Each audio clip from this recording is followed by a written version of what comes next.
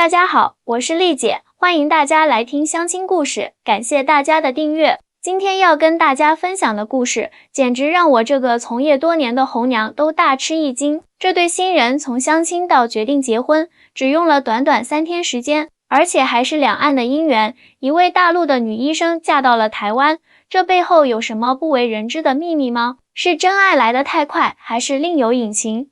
接下来我就给大家揭晓这个谜底。我们的女主角小雨是一位来自上海的皮肤科医生，今年30岁，在三甲医院工作了5年。小雨长得明艳动人，工作能力也特别强，但就是没有遇到合适的另一半。丽姐，你不知道我们医院有多忙啊，每天门诊量至少70-80个病人，从早上8点一直忙到晚上6-7点，有时候连吃饭的时间都没有。小雨第一次找我做红娘时，无奈地说道，确实，大陆三甲医院的医生工作压力非常大，加班是家常便饭。小雨告诉我，他身边的同事基本上都是靠相亲认识对象的，因为根本没有时间和精力去谈恋爱，而且我们医生的圈子太小了，医院里的男医生不是已婚就是年纪太大，我真的不知道该去哪里找对象。就这样，小雨决定报名参加我组织的一个跨境相亲活动。说实话，我当时还犹豫了一下，因为两岸的婚姻确实比较复杂，但看小雨这么优秀，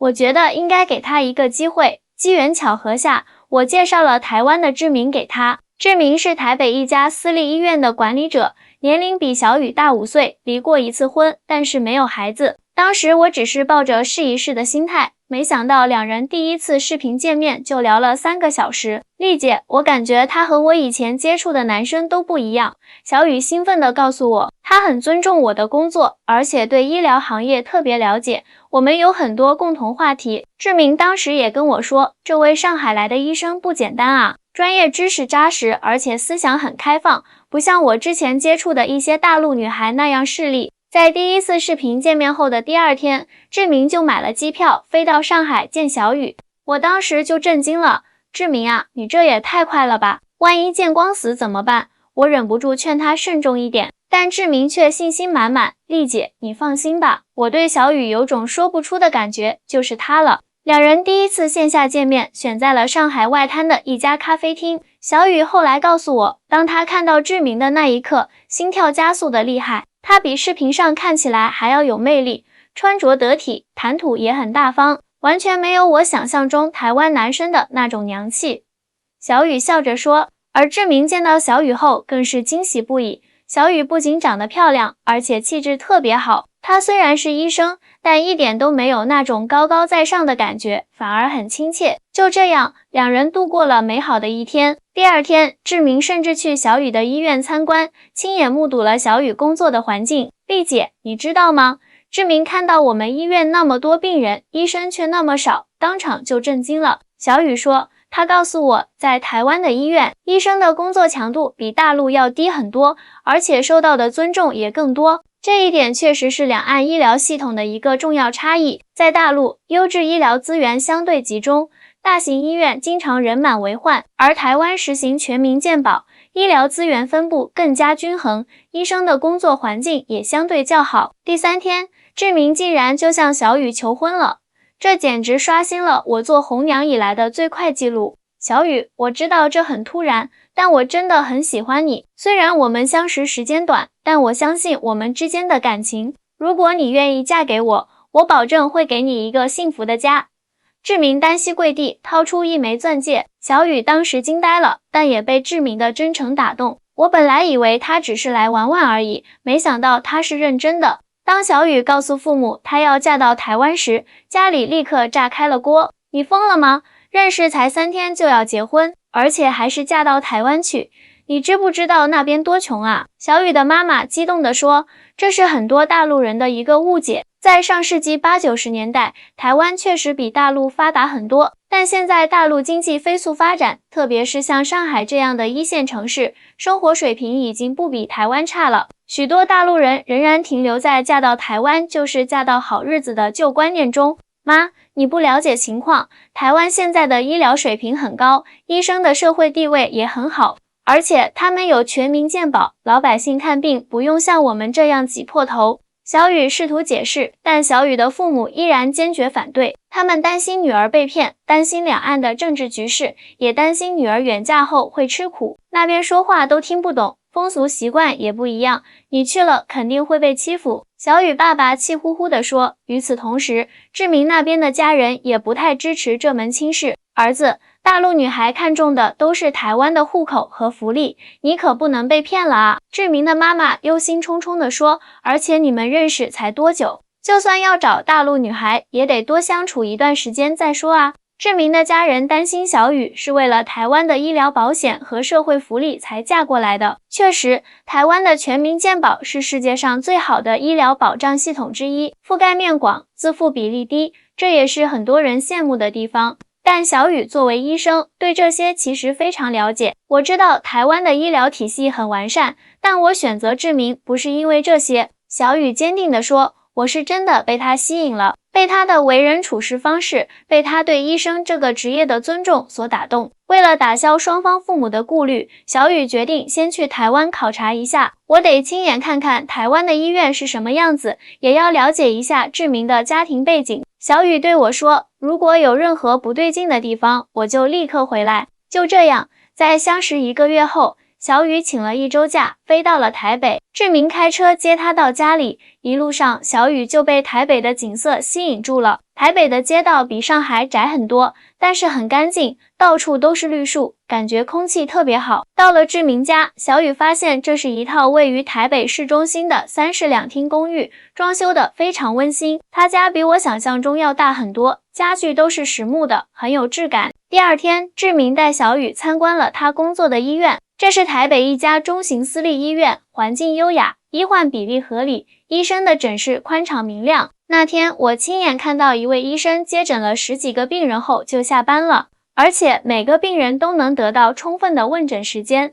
小雨感叹道，在我们医院，我经常要连续看60、70个病人，每个病人平均只有几分钟的时间，根本无法做到全面细致。台湾实行的分级诊疗制度和预约挂号系统，有效地分散了就医压力，让医生能够更好地为病人服务。这一点深深震撼了小雨。在台湾，病人不会一有小病就往大医院挤，基层诊所的全科医生能解决大部分常见问题。志明向小雨介绍，而且台湾的医生不用担心被病人投诉或者暴力伤医，医患关系要融洽得多。小雨参观了几天后，又去拜访了志明的父母。虽然一开始有些尴尬，但小雨用他的真诚和专业知识很快打动了志明的父母。小雨这孩子挺好的，不像我们以为的那种势利眼。志明妈妈后来私下对志明说，而且他是医生，以后我们老了有病也有人照顾了。在台湾的日子里，小雨也深入了解了台湾的医疗保险制度。台湾的全民健保真的很厉害，几乎所有疾病都能报销，自付比例只有10%左右。小雨惊讶地说，而且不管是公立还是私立医院，只要是健保定点单位，费用都差不多。与大陆相比，台湾的医疗费用负担确实轻很多。小雨告诉我，在他工作的上海医院，一个普通门诊至少也要几百块钱，如果做检查费用更是高昂。而在台湾，普通门诊只需要几十元新台币。最让我震惊的是，台湾的医生收入很高，但医疗费用却不贵，这在大陆简直是不可想象的。小雨感叹道，这其实是2种不同医疗体系的差异。大陆的医疗体系中，医院需要通过药品和检查来获取收益，而医生的基本工资相对较低。台湾则更重视医生的劳动价值，医生的基本薪资构成了主要收入来源，药品和检查并不是主要的利润点。在台湾当医生，不需要看那么多病人，工作压力小很多，而且社会地位和收入都有保障。志明向小雨描述，如果你来台湾，完全可以考虑进入私立医院或者开设自己的诊所。这些话深深打动了小雨。作为一名已经工作5年的医生，他深知大陆医疗行业的高压和辛苦。如果能在一个更人性化的环境中行医，同时还能和自己喜欢的人在一起，这无疑是一个极具吸引力的选择。丽姐，我觉得自己找到了想要的生活。小雨从台湾回来后告诉我，眼睛里闪烁着坚定的光芒。我决定嫁给志明，去台湾生活。虽然小雨已经下定决心，但她的父母依然难以接受这个决定。特别是当小雨回到上海，向父母详细讲述了她在台湾的所见所闻后，父母的担忧反而更深了。你知道两岸关系多复杂吗？万一以后有什么变故，你嫁过去了怎么办？小雨爸爸忧心忡忡地说，而且台湾那边的文化和我们这里差别很大，你适应得了吗？小雨妈妈更是直接，我听说台湾男人很大男子主义，而且台湾婆婆管儿媳妇特别严，你这么独立的性格，过去肯定会吃亏。这些担忧并非完全没有道理，两岸确实存在一些文化差异，比如语言表达方式、生活习惯，甚至是价值观念。台湾保留了更多的传统文化，家庭观念相对保守，而大陆这些年来，特别是在一线城市，已经变得更加国际化和开放。妈，我都30岁了，你们总不能让我一辈子不结婚吧？小雨无奈地说，我在上海找对象也不容易，你知道现在医院里女医生有多难找对象吗？确实，在大陆的大城市，高学历女性的择偶压力非常大，特别是像小雨这样的女医生，工作忙，收入高，年龄又偏大，身边合适的男性越来越少。丽姐，我觉得爸妈可能是担心我在台湾会受欺负，毕竟我们听到的很多两岸婚姻故事都不太好。小雨私下跟我说道，我能理解这种担忧。在大陆，关于大陆女子嫁到台湾后被虐待的新闻时有报道，这让很多家长对两岸婚姻心存顾虑。但实际上，两岸婚姻如同任何婚姻一样，关键在于两个人的相处方式和彼此的尊重，而不是出生地区。与小雨父母的坚决反对不同，志明的父母在见过小雨后，态度有了明显的好转。我儿子前妻是台湾本地人，天天就知道买名牌包包，家务活一点不做，脾气还大。志明妈妈告诉小雨，看得出来你不一样，踏实肯干，还是个医生，真的很不错。志明爸爸更是直接表态支持，如果你们真心相爱，我们做父母的不会阻拦。虽然你是大陆人，但现在两岸交流这么密切，有什么问题都能解决。这种态度转变让小雨感到惊喜。他原本以为志明父母会非常抵触，没想到他们比自己的父母还要开明。其实台湾人对大陆的了解比大陆人对台湾的了解要多得多。志明解释道，我们从小就看大陆的新闻，了解大陆的发展，而大陆人对台湾的印象可能还停留在20-30年前。这话确实有道理。在信息传播方面，台湾对大陆的资讯相对开放，普通台湾民众能够通过各种渠道了解大陆的发展变化，而大陆民众对台湾的了解则相对有限，往往是通过新闻和影视作品形成的片面印象。我妈甚至开始担心我嫁过去后会瞧不起他们的生活条件。小雨苦笑着说，她觉得我在上海住大房子，开好车，去了台北可能会不习惯。这也是一个很有趣的心理转变。过去，大陆人普遍认为台湾经济发达，物质条件好，而现在，随着大陆经济的快速发展，这种认知正在慢慢改变。特别是在北上广深这样的一线城市，生活水平已经不输于台北。面对父母的反对，小雨开始重新思考自己的决定。她找我详细咨询了两岸婚姻的各种问题。丽姐，我最担心的是在台湾找不到工作。小雨忧虑地说，我在大陆是医生，但我的资格证在台湾不一定认可啊，这确实是一个现实问题。大陆的医师执业资格在台湾并不直接适用，需要通过一系列的考试和认证才能获得台湾的行医资格，这意味着小雨可能需要从零开始。志明说，他们医院有专门接待大陆患者的部门，我可以先在那里工作，同时准备台湾的医师资格考试。小雨告诉我，而且他说，如果我不想做医生了，也可以考虑转行做医疗咨询或者健康管理。除了工作问题，小雨也考虑到了生活方式的差异。台湾的生活节奏比上海慢很多，人们更注重生活品质，不像上海那样拼命赚钱。小雨若有所思地说，刚开始可能会不习惯，但也许正是我需要的生活方式。随着思考的深入，小雨的想法越来越清晰。在我看来，他对志明的感情是真挚的，对台湾的向往也是发自内心的，特别是对台湾医疗环境的认可。丽姐，我觉得我是在为自己的幸福做决定，而不是被逼无奈。小雨坚定地说，我在上海的工作虽然收入不错，但是压力太大了，经常累得回到家就倒头睡觉，哪有时间谈恋爱？作为一名红娘，我见过太多像小雨这样的高知女性，事业有成，但感情生活却一片空白。在这个年龄段，如果遇到了合适的人，及时把握确实是明智之举。在小雨犹豫不决的时候，志明做了一个出人意料的决定，他辞去了台北医院的工作，来到上海找小雨。我想亲自跟你父母谈谈，让他们了解我的真心。志明对小雨说，如果他们实在放心不下你去台湾，我可以考虑留在上海工作。这个决定让小雨非常感动。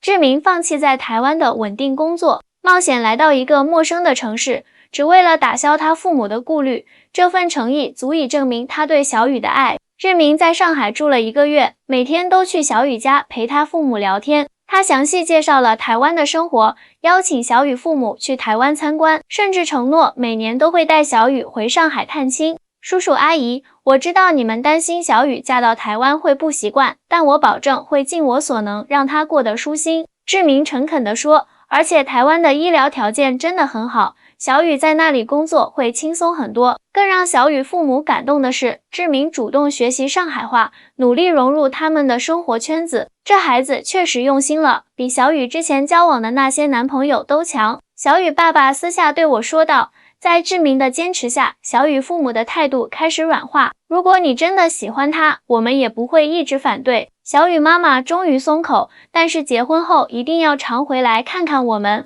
在决定嫁到台湾前，小雨又一次深入思考了两岸医疗体系的差异，以及这对她职业发展的影响。其实我一直有个梦想，就是开一家自己的皮肤科诊所。小雨告诉我，但在大陆，个体诊所的发展空间有限，政策限制很多，而且前期投入巨大。而在台湾，个体诊所非常普遍，是居民看病的主要场所，医生自己开诊所也相对容易。这让小雨看到了实现梦想的可能性。志明告诉我，在台湾开诊所，只要有执业资格证，找个社区商铺就能开业，而且有健保给付，不愁没有病人。小雨兴奋地说，这在大陆根本不可能，患者都习惯去大医院，很少有人愿意去个体诊所。除了职业环境，两岸医患关系的差异也让小雨心动。在台湾，医生更受尊重，很少有医患矛盾激化的情况。小雨感慨道，不像在大陆，医生整天提心吊胆，生怕遇到难缠的患者。台湾实行的全民健保制度，让医疗资源分配更加均衡，患者不必过度集中在少数几家大医院，医生的工作压力相对较小。同时，台湾医疗服务的人性化程度更高，医患沟通更加充分，这也减少了纠纷的发生。我在大陆每天要看70-80个病人，根本没时间跟患者详细解释病情。而在台湾，医生平均每天只需要看20-30个病人，有充足的时间进行沟通。小雨说道，这才是真正的医疗啊！这种职业环境的差异，对小雨来说是一个极大的吸引力。作为一个有理想的医生，能在一个更人性化的环境中行医，是许多人梦寐以求的。除了医疗体系的差异，小雨也担心两岸的文化差异会给他的生活带来困扰。台湾人说话很委婉，喜欢拐弯抹角，而我们上海人直来直去，我怕会得罪人。小雨担忧地说。志明笑着安慰他，这个不用担心，台北人也很直接，不会那么敏感。而且现在台湾年轻人的思想也越来越开放了，不会像老一辈那样保守。语言也是一个需要适应的方面，虽然两岸都使用中文，但台湾使用繁体字，口语表达也有很多差异。我第一次去台湾，听他们说话就懵了，什么卡好，甭担心，辛苦了啦，完全听不懂。小雨笑着说。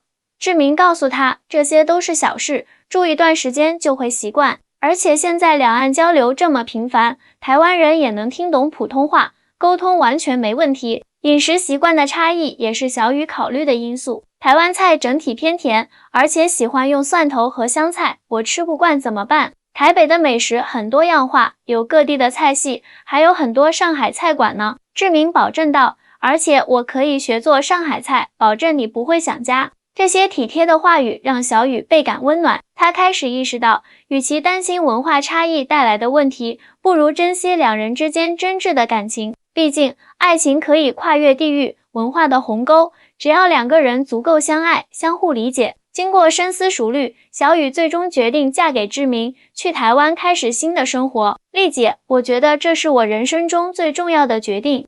小雨告诉我，眼中充满坚定。我不仅是为了爱情，也是为了我自己的职业发展和生活品质。在小雨看来，嫁到台湾不仅是找到了爱情，更是找到了一种更适合自己的生活方式和工作环境。在那里，她可以不用再承受高强度的工作压力，可以有更多时间陪伴家人，甚至可以实现开设私人诊所的梦想。其实我也担心过失败的可能性，小雨坦言，但想到在大陆这样忙碌下去，连恋爱的时间都没有，我觉得冒险一次也值得。婚礼定在了次年春天，地点选在台北。小雨的父母虽然一开始极力反对，但最终还是接受了女儿的决定，并承诺会去台湾参加婚礼。我女儿是医生，眼光应该不会差。小雨爸爸逐渐释怀，而且看志明这孩子确实不错，为了小雨连工作都可以放弃，应该是真心的。婚前，小雨开始准备赴台湾的各种手续，同时也辞去了医院的工作。同事们都很震惊，说我明明有编制，还有晋升空间，为什么要放弃？小雨笑着说，他们不知道台湾的医生有多轻松啊。志明也在积极筹备两人在台北的新家，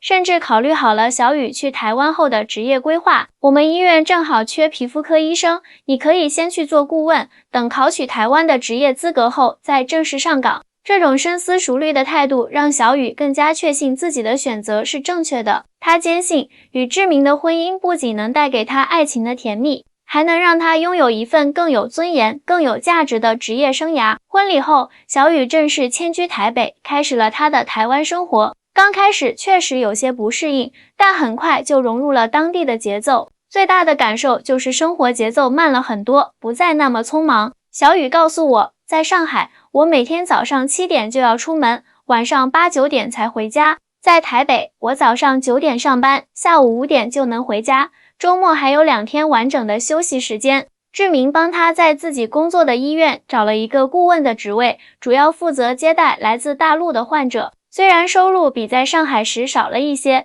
但工作压力小了很多，生活品质也提高了。我现在有时间做自己喜欢的事情了。小雨兴奋地说，可以去健身房锻炼，可以学习烹饪，甚至可以规划旅行。这在上海的时候想都不敢想。小雨也遇到了一些困难，比如适应台湾的繁体字，理解当地的俚语和习惯。但志明一直很耐心地帮他解释，让他逐渐适应了新环境。最让我感动的是，在台湾生活虽然各方面都不如上海方便，但人与人之间的关系更加亲近。小雨感慨道，邻居们都很热情，医院的同事也很照顾我，完全没有我想象中的排外。婚后的第2年，小雨成功通过了台湾的医师资格考试，取得了正式的职业资格。她开始在志明工作的医院担任皮肤科医生，重新走上了自己熟悉的岗位。台湾的患者真的很有礼貌，经常会对医生说谢谢医师，辛苦了，这在大陆是很少见的。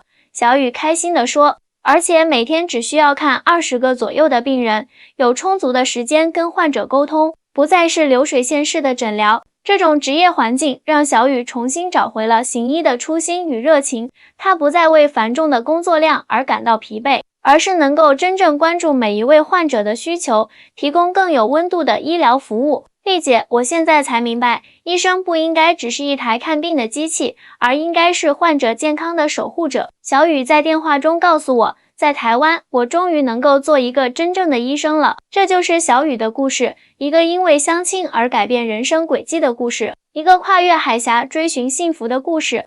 正如他所说，人生需要勇气，需要为自己的选择负责，也需要对未来保持开放和期待的心态。各位听众朋友们，希望小雨的故事能给你一些启发。如果你也正在相亲或者处于感情的选择中，不妨听听自己内心的声音，勇敢地追求属于你的幸福。我是丽姐，感谢大家收听今天的故事，我们下期再见。